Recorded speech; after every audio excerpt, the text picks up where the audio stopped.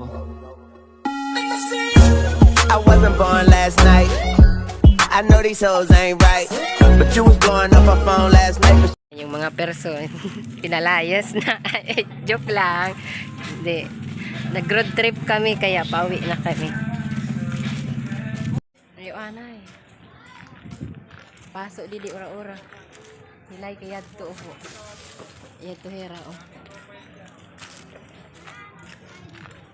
Mauli na kami. Mauli na kami. Hi, we are going home. Oh, si Madam Carol, oh. Salamat. Haiya kami nag-stay.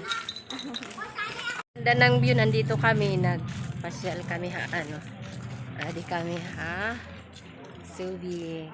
Punta kami sa kaibigan namin. Ayan. Okay, pauli na kami. Oy, tara na, mahal. Pauwi na kami, palabas na kami niyan. Kaso ito yung daan namin, oh. May sementeryo, kabilaan. Paggabi, madilim siya nung papasok kami dyan. Kasi yung ilaw niya nasa gilid-gilid lang. Ayun yung dalawang kaibigan, si Sophie tapos si Carol. Nagmerienda muna kami ng burger tapos putlong para hindi magutom. Snack muna.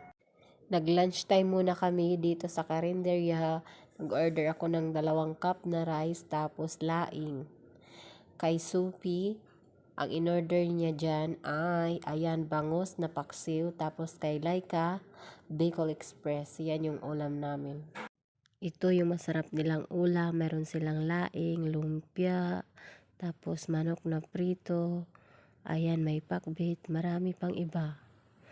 At meron silang, ayan, pork, tapos ito menudo, adobo, tapos paksiw na bangus, tapos ito